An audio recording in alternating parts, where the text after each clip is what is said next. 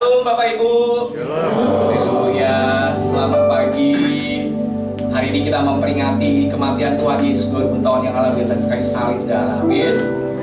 Berapa kita percaya bahwa Tuhan Yesus menebus setiap dosa kita dengan darahnya yang mahal, saudara.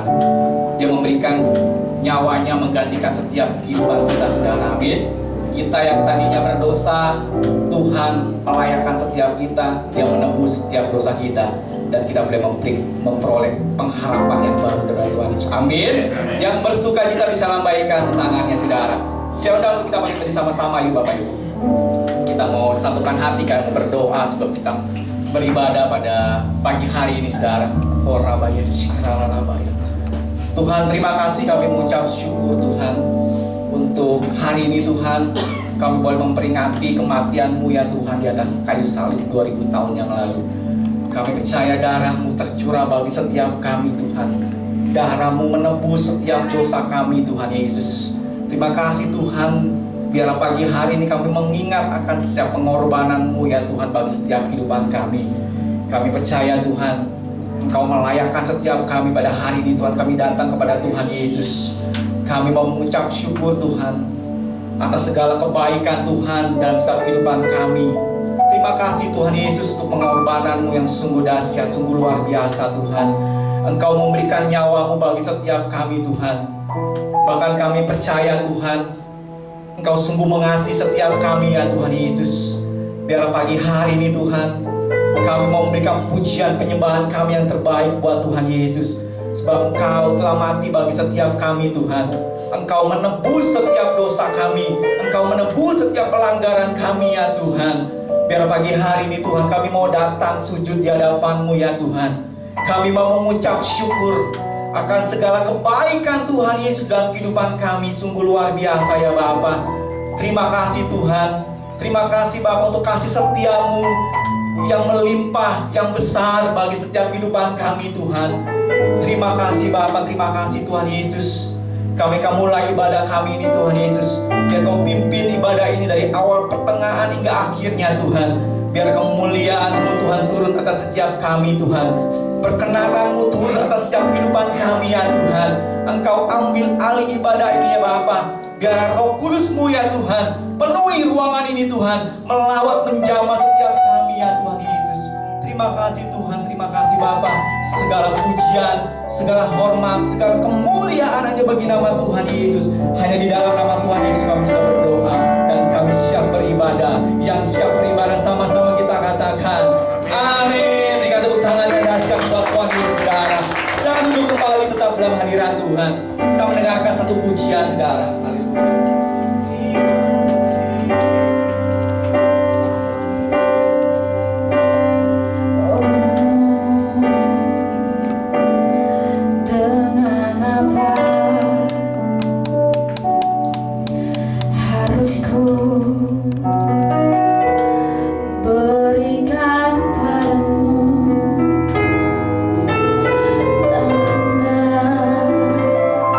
Terima kasih.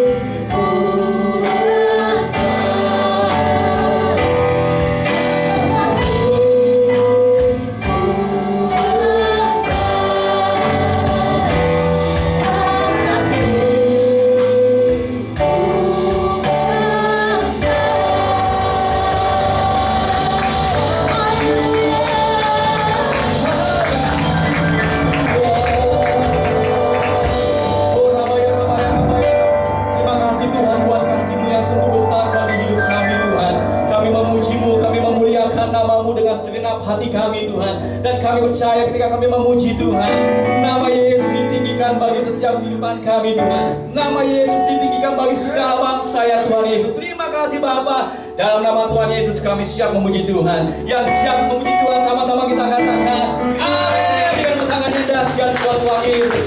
Baik, kita percaya bahwa Tuhan menembus setiap kita saudara. Bisa lambaikan tangannya, bilang kanan di depan belakang, bilang Tuhan Yesus menembusmu. Haleluya.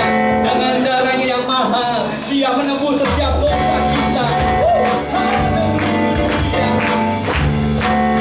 Percaya Tuhan, Kau menembus setiap kami.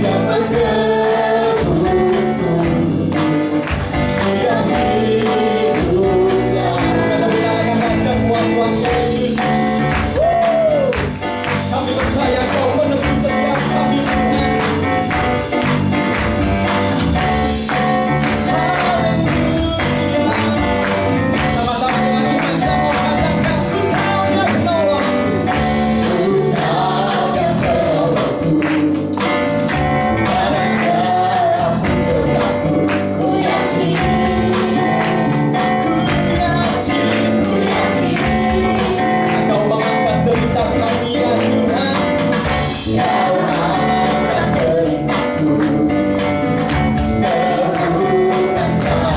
kita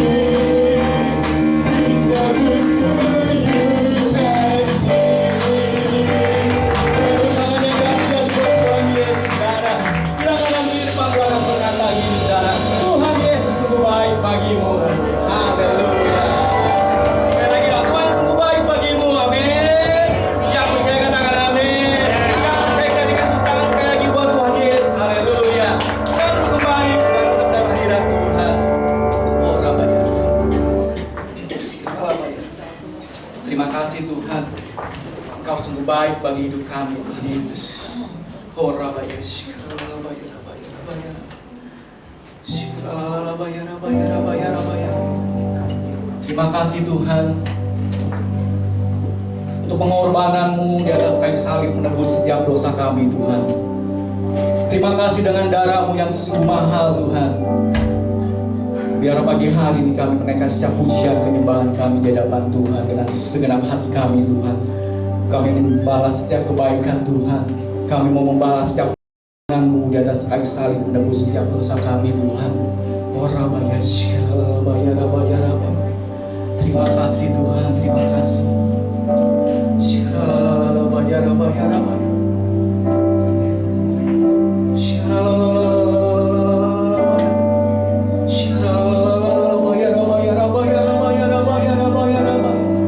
Penyembahan di hadapan Tuhan pagi hari ini, saudara. Haleluya. Terima kasih Tuhan. Terima kasih. Terima kasih Tuhan. Horabaya.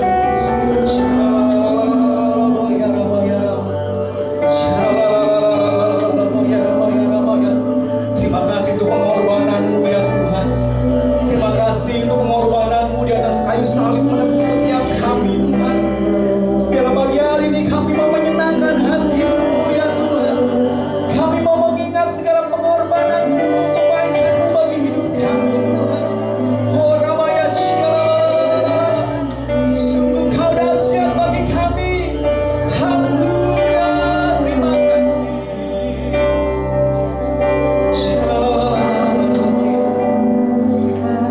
Biar pagi hari ini kami mau masuk ke hadirat-Mu lebih lagi, Tuhan.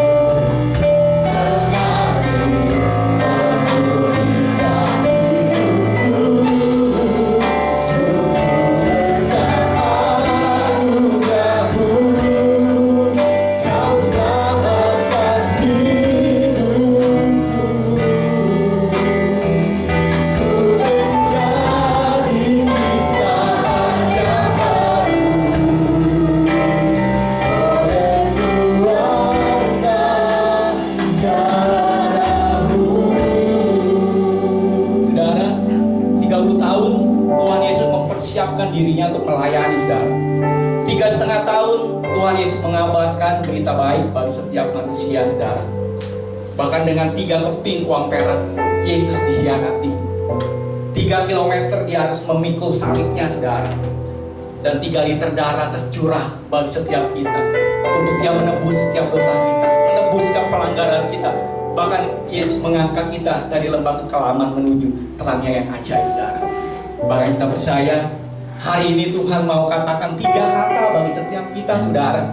Tuhan mau bilang, aku mengasihi kamu. Dan kita percaya bahwa Tuhan sungguh mengasihi setiap kita. Bisa lambaikan tangannya, saudara. Mari kita mengingatkan setiap kebaikan Tuhan. Kita mengingat pengorbanan Tuhan. Tahap demi tahap Tuhan Yesus dihukum salib. Itu untuk menebus setiap dosa kita, saudara. Ketika di Taman Getsemani, Tuhan Yesus itu sungguh ketakutan, sungguh gentar, saudara. Tuhan Yesus bukan takut mati, saudara. Tuhan Yesus bukan yang gentar karena dia akan dihukum mati, saudara. Dia disalib, bukan, saudara. Tapi Yesus takut, Yesus gentar karena dia menanggung setiap dosa kita. Firman Tuhan berkata bahwa ketika seseorang menanggung dosa, dia akan terlepas, dia akan terpisah dari Allah Bapa di surga. Yesus, itulah yang Yesus takuti. Itulah yang membuat Yesus bergetar, saudara, karena dia terpisah dari Allah Bapa. Bukan karena Yesus takut mati, saudara, tetapi yang bikin Yesus takut ada terpisah dari Bapa. Dan itu bagi setiap kita, saudara. Yesus melihat wajah-wajahmu pada ketika Yesus ada di Taman Getsemani, saudara. Dia sungguh mengasihi setiap kita, saudara. Amin. Yang percaya bahwa Tuhan mengasihimu, katakan amin, saudara. Berikan tepuk tangannya dahsyat buat Tuhan Yesus. Dengan lembut kita mengatakan, oleh kuasa darah-Mu ya Tuhan, sambil lambaikan tanganmu di atas terima kasih Tuhan. Oleh kuasa darah-Mu, Kau tebus dosaku. Terima kasih Tuhan. Kekudusan-Mu melingkupiku, kasih-Mu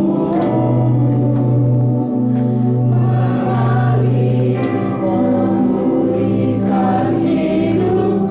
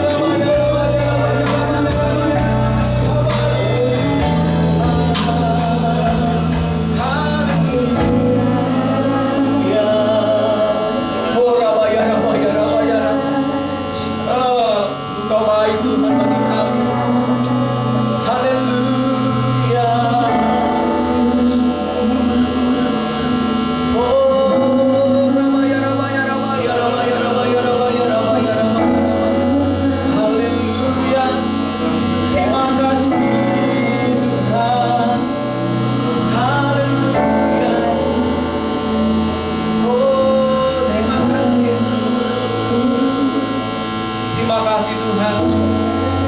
Sungguh baik, sungguh luar biasa bagi kami Tuhan. Sungguh besar kasih-Mu bagi setiap kehidupan kami. Oh haleluya, haleluya. Terima kasih Tuhan. Terima kasih Yesus. Karena salib-Mu Tuhan, karena salib-Mu kami ditebus ya Tuhan Yesus. Terima kasih Yesus. Terima kasih Tuhan. Karena salib-Mu ku hidup. Karena salib-Mu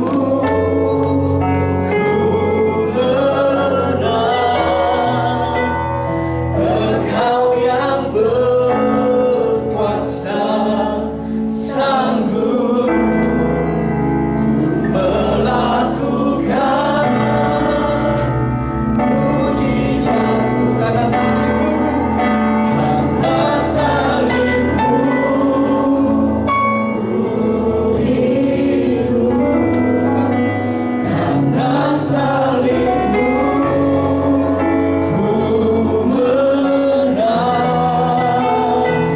Engkau yang berkuasa, sanggup melakukan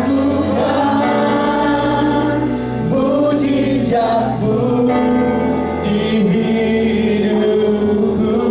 Lebih lagi kita mau katakan, karena salib-Mu, karena salib-Mu.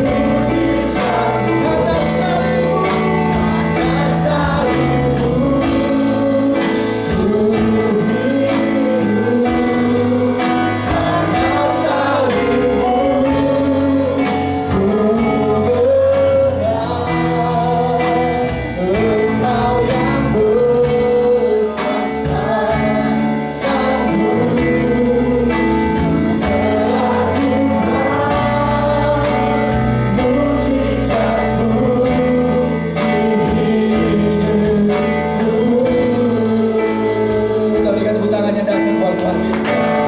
Terima kasih Tuhan.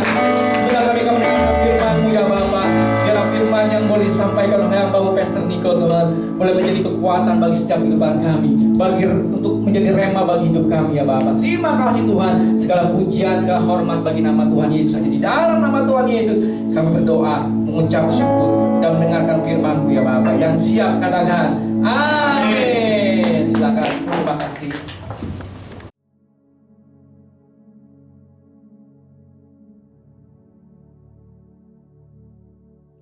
Shalom semuanya. Hari ini adalah Jumat Agung, di mana kita memperingati kematian Tuhan Yesus. Kita akan merenungkan kembali kasih Tuhan Yesus yang luar biasa bagi kita semua. Yohanes 3 ayat 16 berkata, karena begitu besar kasih Allah akan dunia ini, sehingga Ia telah mengaruniakan anak yang tunggal, supaya setiap orang yang percaya kepadanya tidak binasa, melainkan beroleh hidup yang kekal. Ada apa dengan manusia sehingga Tuhan Yesus harus datang dalam dunia ini? Alkitab berkata, semua orang telah berbuat dosa dan telah kehilangan kemuliaan Allah. Upah dosa adalah maut, mati, tempatnya di neraka. Neraka adalah tempat yang sangat mengerikan. Jangan sampai masuk neraka. Karena itu Tuhan Yesus datang ke dalam dunia ini untuk menyelamatkan kita semua. Bagaimana cara Tuhan Yesus menyelamatkan kita? Alkitab berkata, Tuhan Yesus yang tidak mengenal dosa, dijadikan dosa oleh karena kita semua. Supaya di dalam Dia, yaitu kita yang percaya kepada Tuhan Yesus, dibenarkan oleh Allah. Apa arti dari ayat ini?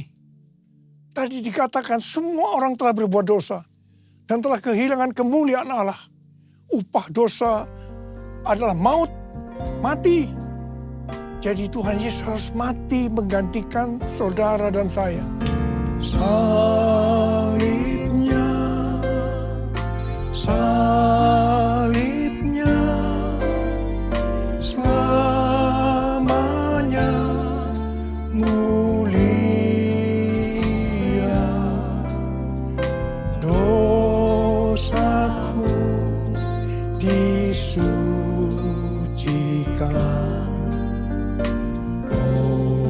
oleh darah Yesus. Kalau kita melihat cara mati Tuhan Yesus, saya katakan sangat-sangat tidak manusiawi. Alkitab menuliskan ada 10 tahap penderitaan Tuhan Yesus. Dari Taman Getsemani sampai Golgota. Sangat mengerikan. Tahap yang pertama, ketika berada di Taman Getsemani, Tuhan Yesus berdoa kepada Bapa dalam keadaan ketakutan.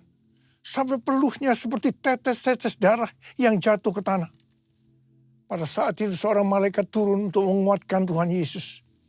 Tuhan Yesus berdoa kepada Bapa, "Ya Bapakku, jikalau sekiranya mungkin, biarlah cawan ini lalu daripadaku.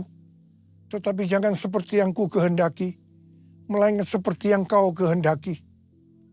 Tuhan Yesus berdoa 3 kali kepada Bapa, tapi Bapa tidak menjawab. Di sini Tuhan Yesus tahu bahwa dia harus mengalami penderitaan ini. Di sini Tuhan Yesus mengajar kepada kita bahwa di dalam doa kita boleh menawar, tapi jangan memaksakan kehendak. Bagi yang sekarang dalam keadaan ketakutan, kita harus ingat bahwa Tuhan Yesus pernah mengalami ketakutan untuk menebus dosa kita semua. Karena itu datanglah kepada Tuhan Yesus. Dia pasti mampu dan mau menolong kita semua. Tahap yang kedua, Tuhan Yesus ditangkap. Dia dituduh dengan bermacam-macam tuduhan. Diludahi, mukanya ditinju, dipukul. Tapi Tuhan Yesus tidak membalas. Di sini Tuhan Yesus mempraktekkan apa yang dia ajarkan kepada kita. Agar kita mengasihi dan berdoa bagi orang-orang yang membenci kita. Mengutuk kita, mencaci maki kita. Jikalau kita hanya mengasihi orang-orang yang mengasihi kita, apa jasa kita? Karena orang-orang berdosa pun juga mengasihi orang-orang yang mengasihi mereka. Tahap yang ketiga, Tuhan Yesus dibelenggu dan diadili. Waktu Tuhan Yesus diadili oleh Pilatus, ternyata tidak didapati kesalahan yang membuat Tuhan Yesus harus dihukum mati. Sementara itu orang-orang Yahudi terus berteriak-teriak supaya Tuhan Yesus dihukum mati. Salibkan dia! Salibkan dia! Akhirnya Pilatus menyerahkan Tuhan Yesus untuk disalibkan. Tahap yang keempat, Tuhan Yesus dicambuk. Proses awal dari penyaliban, jubah Tuhan Yesus dibuka dan dihukum cambuk. 2 algojo bergantian menghunjamkan cambuk ke punggung Tuhan Yesus. Ujung cambuk itu terbuat dari potongan tulang dan potongan besi. Tiap kali cambuk itu dihunjamkan ke punggung Tuhan Yesus, itu menimbulkan luka yang dalam. Tuhan Yesus berteriak-teriak kesakitan. Darah Tuhan Yesus bercucuran. Tuhan Yesus bermandikan darah. Tahap yang kelima, kepala Tuhan Yesus diberi mahkota duri. Duri ditancapkan di kepala Tuhan Yesus dengan cara dipukul. Sakitnya luar biasa. Darah bercucuran. Tahap yang keenam, Tuhan Yesus memikul salib. Dalam kesakitan, berlumuran darah, ditambah semalaman Tuhan Yesus tidak tidur. Tuhan Yesus harus memikul salibnya. Tuhan Yesus jatuh, bangun, karena dia tidak kuat. Maka Simon dari Kirene disuruh menggantikannya. Tahap yang ketujuh, tangan dan kaki Tuhan Yesus dipaku. Sakitnya luar biasa. Darah bercucuran. Tahap yang ke-8, Tuhan Yesus digantung di atas kayu salib. Pada saat itu Tuhan Yesus menderita secara lahir maupun batin. Secara lahir dia merasakan sakit yang luar biasa di sekujur tubuhnya. Dan juga merasa sesak karena ada cairan yang menekan jantungnya. Secara batin Tuhan Yesus menderita karena Tuhan Yesus melihat semua orang yang lalu lalang menghujat dia. Ahli-ahli Taurat, tua-tua, imam-imam menghujat dia. Bahkan salah satu penjahat di sebelahnya juga ikut menghujat. Tahap yang ke-9, Tuhan Yesus merasa ditinggalkan oleh Bapa. Sekitar jam 12 siang sampai jam 3 petang, tiba-tiba langit di sekitar Golgota menjadi gelap. Tuhan Yesus gelisah. Dan dia berteriak, Eli, Eli, lama sabachthani, Allahku, Allahku, mengapa engkau meninggalkan aku? Tuhan Yesus merasa ditinggalkan oleh Bapa. Orang yang berdosa pada hakikatnya dipisahkan dari Bapa. Jadi untuk menebus orang yang berdosa, maka Tuhan Yesus harus merasakan ditinggalkan oleh Bapa, dipisahkan dari Bapa. Saya percaya ini adalah puncak penderitaan Tuhan Yesus. Penderitaan lainnya tidak ada artinya dibandingkan merasa ditinggalkan oleh Bapa. Bagi saya, kalau saya tidak bisa merasakan hadirat Tuhan, itu adalah hal yang paling berat dalam hidup saya. Karena itu saya selalu setiap hari menjaga langkah-langkah dalam hidup agar saya terus mengalami hadirat Tuhan. Kalau ada dosa, harus cepat diselesaikan supaya terus merasakan hadirat Tuhan. Saya berharap kita semua juga melakukan hal yang sama seperti itu. Kalau ada di antara kita yang sudah tidak merasakan hadirat Tuhan, dan kita menganggap itu hal yang biasa, kita harus bertobat. Tidak ada yang lebih berbahagia daripada kalau kita berada dalam hadirat Tuhan. Sebab Alkitab berkata, di hadapanmu ada sukacita berlimpah-limpah. Artinya di dalam hadirat Tuhan ada sukacita dan kebahagiaan yang berlimpah-limpah.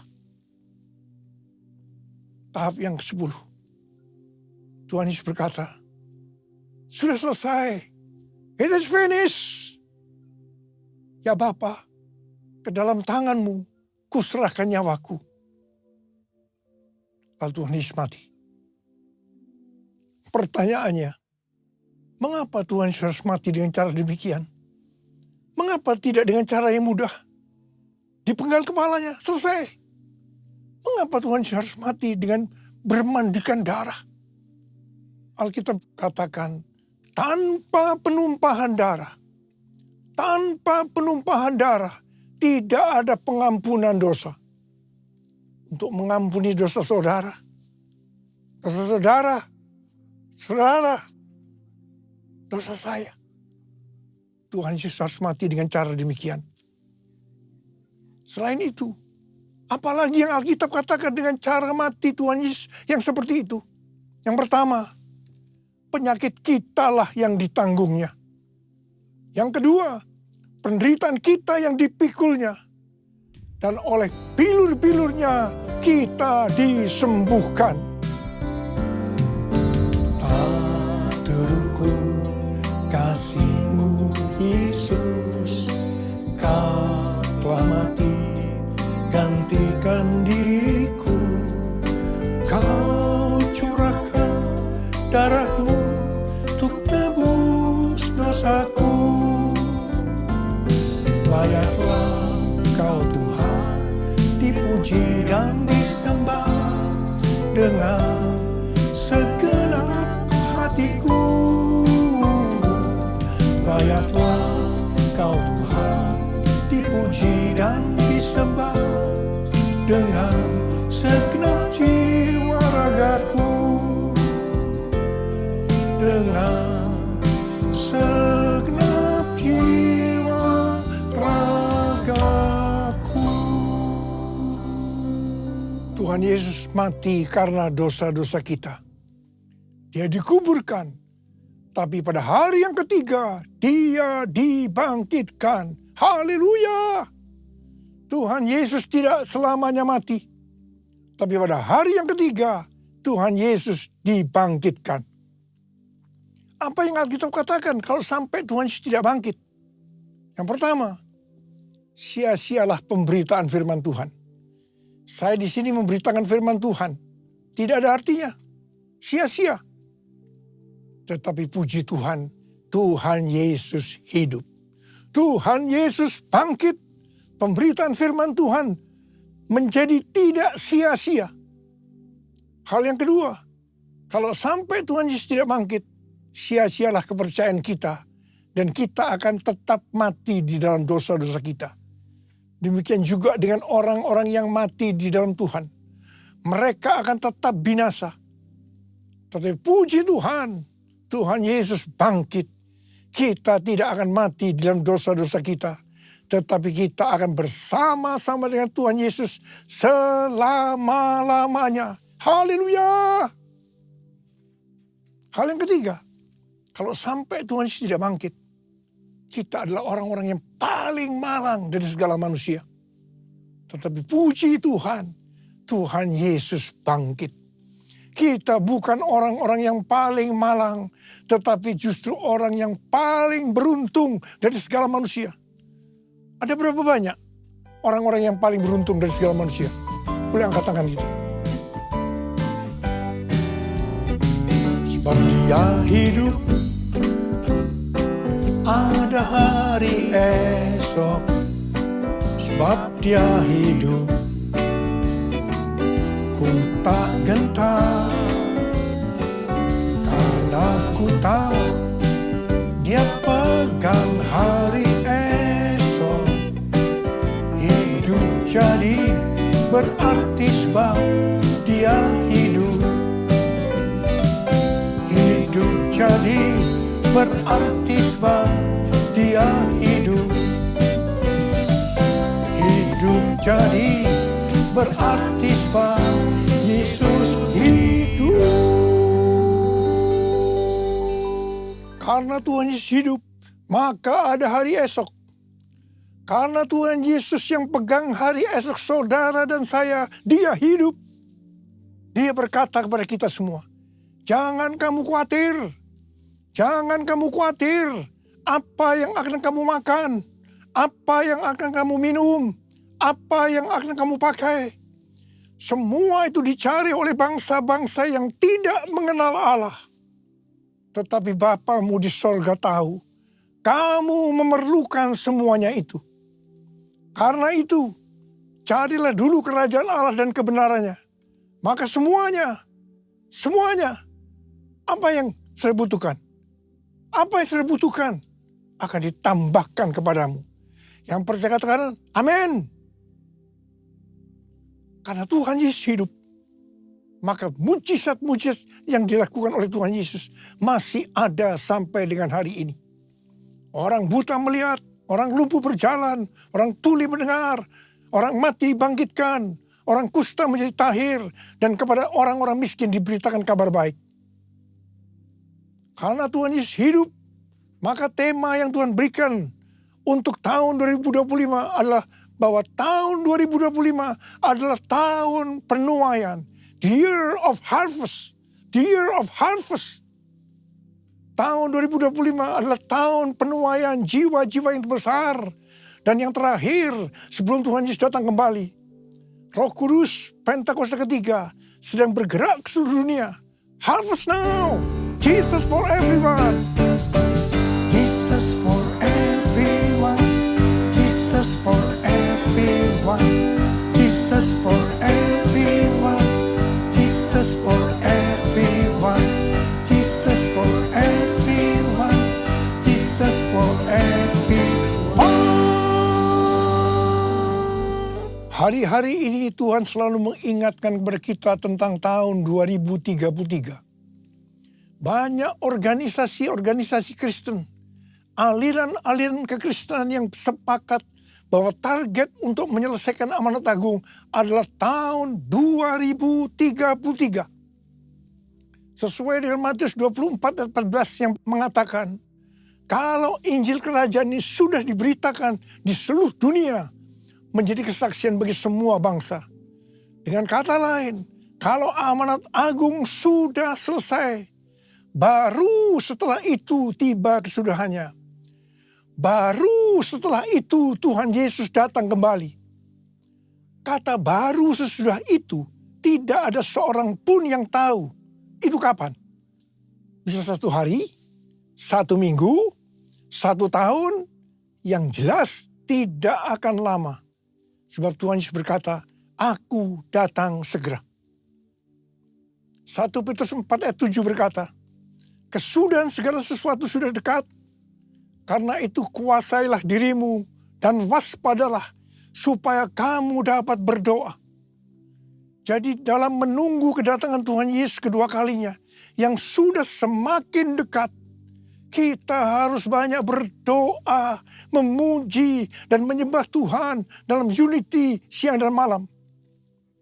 Untuk itu kita harus menguasai diri kita. Dan selalu waspada, artinya berjaga-jaga. Syarat utama untuk menyelesaikan amanat agung adalah kolaborasi antar gereja-gereja Tuhan. Untuk itu gereja Tuhan harus unity. Jangan saling menyakiti satu sama lain. Perlu ada kerendahan hati. Jangan memikirkan kepentingannya sendiri saja. Tetapi kepentingan orang lain juga harus diperhatikan. Semangat untuk mencari jiwa atau penginjilan dari anak-anak muda hari-hari ini harus diarahkan yang benar. Bukan diarahkan menginjil di gerejanya orang lain dengan cara yang tidak beretika. Ingat, iblis kalau tidak bisa menghambat penuaian jiwa, dia justru akan mendorong supaya penuaian jiwa terjadi dengan cara-cara yang tidak beretika, supaya terjadi kekacauan, sehingga kolaborasi tidak terjadi. Akibatnya akan menghambat penyelesaian amanat agung. Motivasi dalam penuaian jiwa harus jelas bahwa itu untuk menyelesaikan amanat agung. Sebab Tuhan Yesus akan datang segera. Motivasinya bukan supaya gereja saya kelihatan hebat, paling benar, terkenal. Saya terkesan dengan kesaksian Pendeta Ruben Adi, Ketua Umum GBI. Dia diberi nasihat oleh ayahnya, Pendeta Julius Ishak. Jangan berusaha jadi pendeta yang terkenal, tapi jadilah pendeta yang masuk surga. Amin. Di menara doa pelayanan Jumat kita, banyak dari sinode-sinode lain yang datang. Saya selalu mengatakan bahwa saya tidak akan menggebikan Anda. Anda tetap di sinode masing-masing. Dan mari kita berkolaborasi untuk menyelesaikan amanat agung. Satukan kami ya Tuhan, bersama dengan tali yang tak putus. Satukan kami ya Tuhan, bersama dengan kasih sempurna. Allah kami satu, Raja pun satulah. Tubuh Kristus satu, sebab itu ku nyanyi. Tahun 2025 adalah tahun penuaian berkat secara materi. Pesan Tuhan yang sangat kuat kepada kita untuk mengalami penuaian berkat secara materi, yaitu kita harus memberikan persepuluhan. Persepuluhan masih berlaku sampai hari ini. Kalau ada orang yang berkata bahwa persepuluhan adalah tidak relevan untuk zaman ini, dengan alasan yang pertama, persepuluhan adalah bagian dari hukum Taurat. Yang kedua, pada zaman anugerah ini, memberi kepada Tuhan tidak dibatasi persepuluhan saja, tapi semau-maunya. Berapa yang mau diberikan, termasuk mempersembahkan seluruh hidup kita. Apakah pendapat ini benar? Jawabannya, ini tidak benar. Yang jelas, persepuluhan dimulai oleh Abraham yang memberikan persepuluhan kepada Melkisedek sebagai gambaran pemberian kepada Kristus. Ini zaman sebelum hukum Taurat. Persepuluhan adalah jumlah minimal yang harus dipersembahkan kepada Tuhan. Nah kalau yang minimal ini saja dipermasalahkan atau ditolak, apalagi yang lebih besar, bahkan mempersembahkan seluruh kehidupan ini. Itu bohong. Persepuluhan kita berikan karena kita mengasihi Tuhan. Dia terlebih dahulu mengasihi kita. Dia memberikan hidupnya untuk kita. Masakan kita tidak akan memberi kepada Tuhan? Bahkan seluruh hidup kita persembahkan kepada Tuhan. Jadi sekali lagi, saya katakan bahwa persepuluhan masih berlaku sampai hari ini. Sesuai dengan Maliakhi 3 ayat 8 sampai dengan 12. Kalau kita mempersembahkan persepuluhan, maka kita akan diberkati berlimpah-limpah. Kita akan disebut berbahagia karena kita akan bersuka cita. Haleluya. Pembayaran persembahan persepuluhan menyenangkan hati Allah. El Shaddai, El Shaddai, Allah Maha Kuasa. Dia besar, Dia besar, El Shaddai mulia.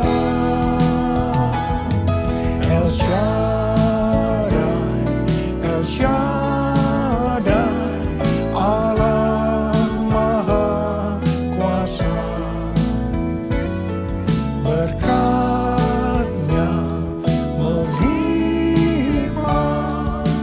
El Shaddai. Berkat-Nya melimpah, El Shaddai. Mari angkat tangan kita, berbahasa roh.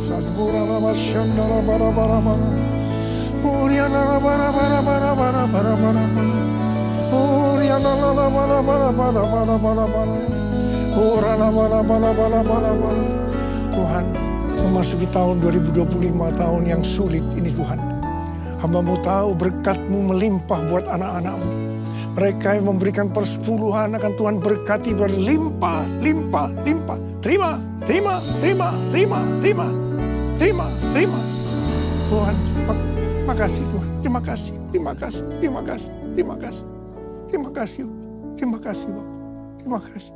Dalam nama Yesus, haleluya.